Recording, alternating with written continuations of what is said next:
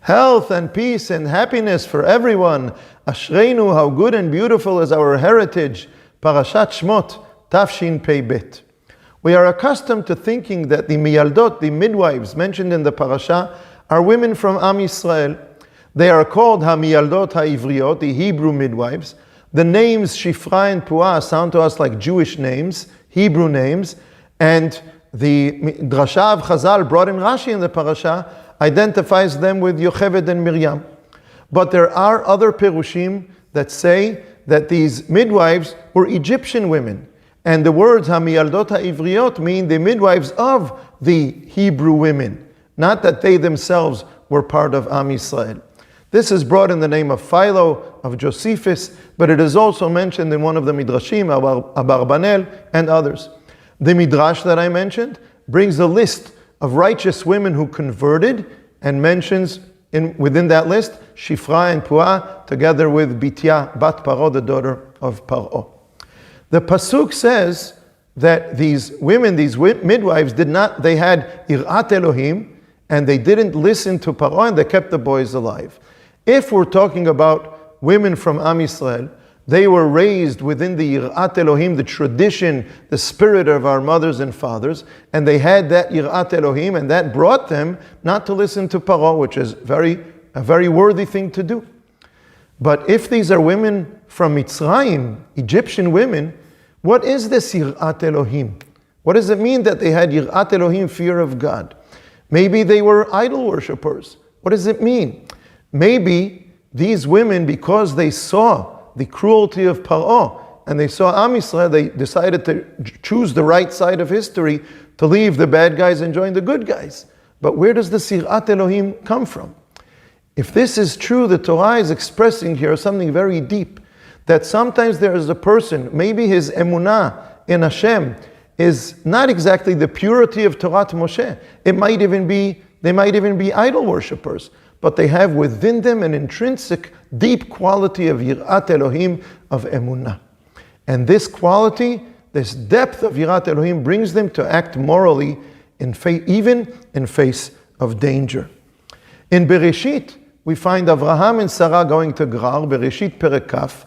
Avraham says that Sarah is his sister, and Avimelech, the king of Gerar, is very upset with him. He says, why did you do that?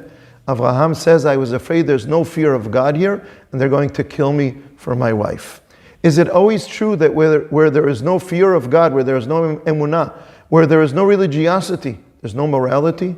Is it always true that a person who has emunah and yirat Hashem and Torah and mitzvot is always a moral person?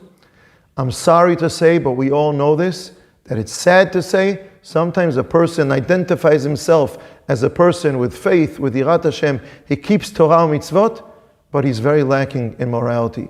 And there are people who do not identify themselves as people with emunah, with Yirat Hashem, and they act in very noble moral ways. So maybe it's not only the external aspect of Yirat Hashem. Maybe it's not enough to have that external aspect of fear of God.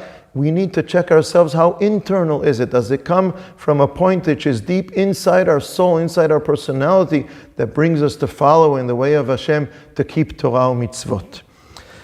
In Orot HaKodesh, a book written by Rav Kook, there's a whole section called Musar HaKodesh, morality and Kedusha, how do they go together? And there's an introduction to Musar HaKodesh called Rosh Davar, and I'd like to mention two things that Rav Kook says there.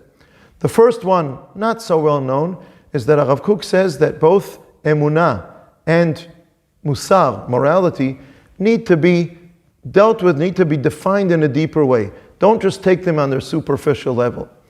And the second thing, which is more well known, that Rav Kook says, is that yes, there is value to natural morality of a human being. And it is wrong if Yirat Shamayim, a fear of Hashem, suppresses this natural morality. If a person has pure Yirat Hashem, says Rav Kook, then it is going to take his natural morality and bring it to a higher level. So what did we see here? There are people who have an intrinsic quality of Yirat Elohim, even if their understanding of Emunah is not the purity of Torah Moshe. And then there are people who identify themselves as having Yirat Hashem, but maybe it's not deep and intrinsic enough, and it does not necessarily bring them to morality.